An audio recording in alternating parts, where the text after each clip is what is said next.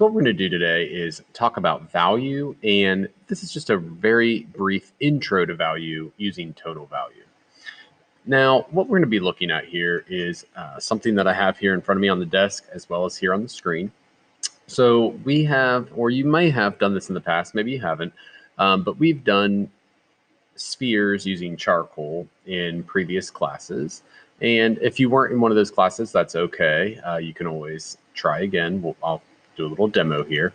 But basically what we have here are the 6 levels here. We have a highlight, which is where basically the shine from the light is. So that's 100% of the light being reflected back to your eye. And remember, that would be white.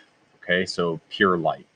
And then we basically have our value scale. So we have a light, we have a shadow, we have a core shadow, reflected light, and then a cast shadow. So while looking at the sphere, we can see each of those types of values, but the lesson and activity we're going to do is going to be practicing tonal values. So we're going to switch over here to sphere. And basically for this, what I'm going to do is I'm using my B pencil. Now I do also have charcoal, and you should have charcoal as well. But for this project, let's not use charcoal to start with. Let's use the B pencil. Now a B pencil is a softer pencil, so you should have a 2H, which is a hard graphite, and you should have a 5, or well, any B. It may not be a 5B. You might have a 2B, a 4B, but that is a softer graphite. And by being a softer graphite, it's going to blend easier. It's going to be darker. Okay. So when we're drawing, we want to use our H's. When we're sketching, when we're shading, we usually switch up to the B for those darker values. So the first thing we need to talk about is a value scale.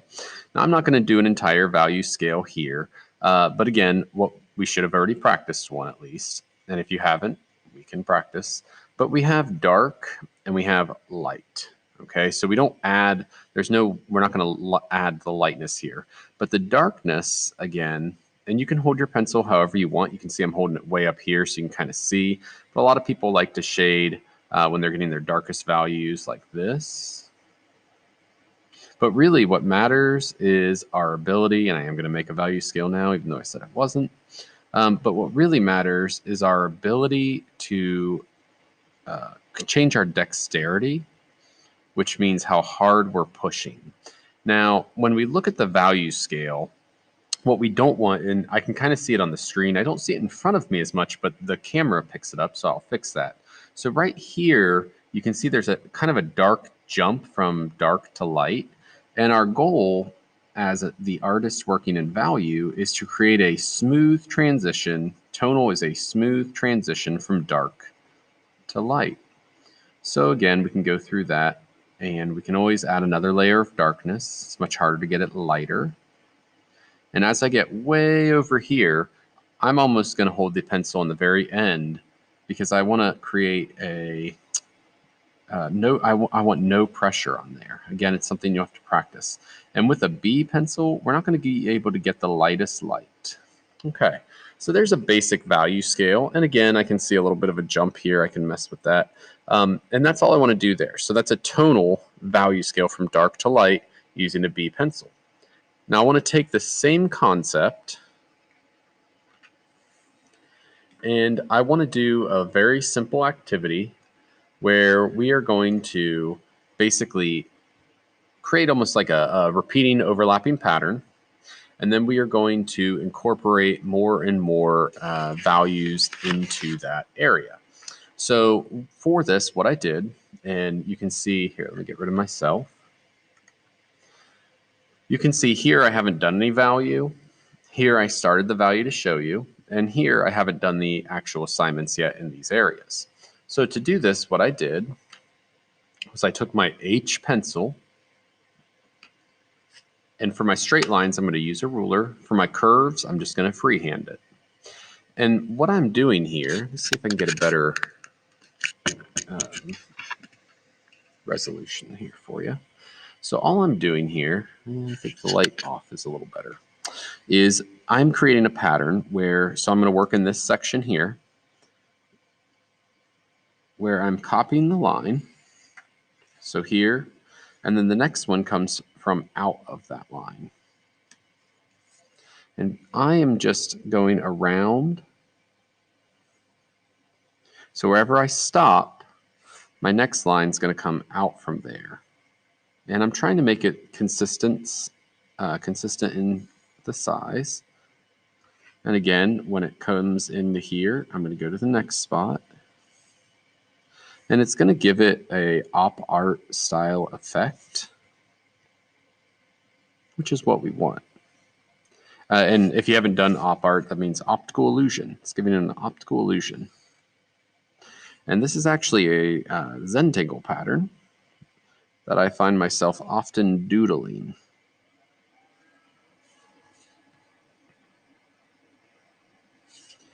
And again, we're just going to keep going. Each time we go to the next spot, you'll notice it gets smaller and smaller as it goes. Not my lines, though. And that should be it. Okay. So you see how it looks like this line goes up and kind of goes under this one. Okay. Now the next thing we're going to do here is we are simply going to take the edge line, so the one we just drew, which is this one here. This is the first edge. It is a little confusing. Okay, so here's my first edge. And on my line, I'm going to darken it just like this. And then I'm going to create a tonal value scale from dark to light. Again, this is my dark. Oops.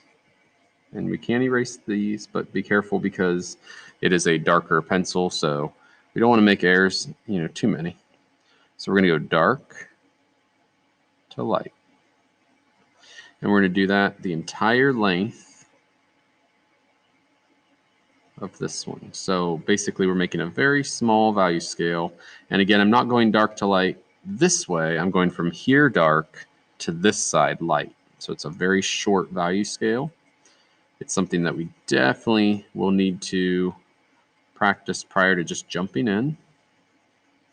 Again, if you've never done a value scale before, you definitely should practice. Okay. All right. Now I got to my next line here. Now this line going vertically, we're going to darken like so. And then again, I'm going to do my value scale. So from dark, and this time the light's going this way. So we make the line dark. And then as we get further from our eye, or further from that dark line, it's going to get lighter.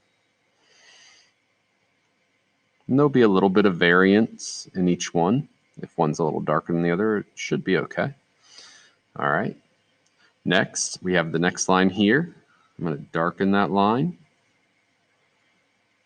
And you could still use the ruler at this stage if you want. I'm just not using it so you can kind of see what I'm doing. And then again, we're going to darken that area and bring the value scale out. Now again, this is meant to practice our tonal shading, so I'm aware that some of these are going to look better than others. It'll probably start a little rougher, and as you do more and more of them, you will get the hang, you'll get more dexterity in your hand, and you can see how I'm going from dark to light the entire way through, kind of here. Now on these, the only difference is I blended them using the blending stump, which is this guy. But in reality, I kind of like the way they look unblended here versus the blended area. So if I were to do this again, I feel like I almost would do that and leave them unblended. But again, that's really your call. So when I say blending, I'm talking about smudging the graphite. It does blend if you haven't played around with that much, which you should. And again, I'm going to just darken this and go all the way light.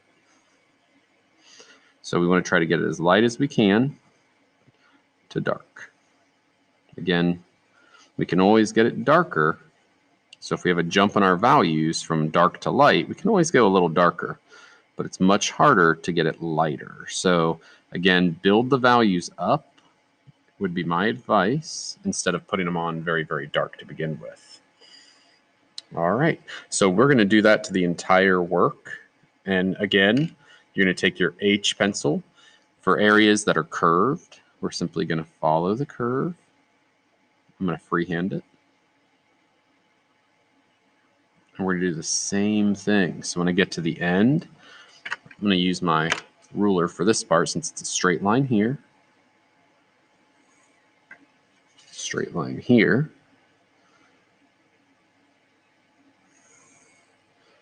And then again, straight line here. My curve is going to come out from there. So each time I draw one of the lines, it kind of gets smaller. The area gets smaller and smaller. My straight line. And this. Now, I did not talk about how I originally divided my page. Sorry about that. I guess I didn't think about that. So the way I divided my page is I just started by doing, I made 1, 2, 3, 4, 5 sections. So again, to do that, all I did was I started with 5 sections.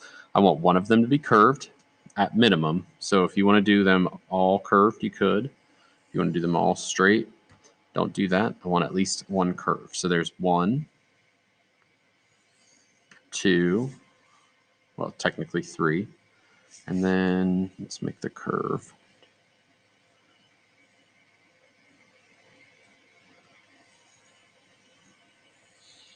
Okay, so there again, I made 1, 2, 3, 4. Uh-oh, might end up with too many. 1, 2, 3, 4, 5. There's 5. Okay, so again, that one's probably should be a little bigger, but I broke it into 5 spaces, and then the next stage is I draw all of my patterns. Again, follow the actual pattern step. So each time we get into one of these spaces, we start here and continue. And we would fill the entire thing first with our pattern, and then we work on adding our values.